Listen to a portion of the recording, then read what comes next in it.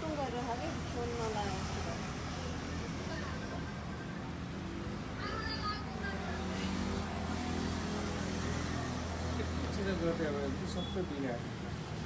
के बिगार्दै यार मैले अहिले नाना आइरा बेला एकचोटि नानुले त आफै काट्यो हो नि फोन काट्यो।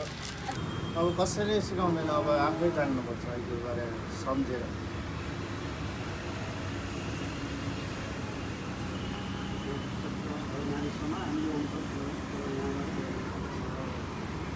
अब सम्झिन्छ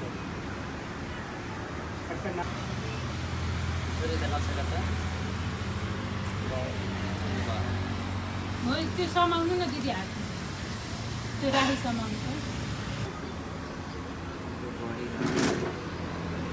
भारी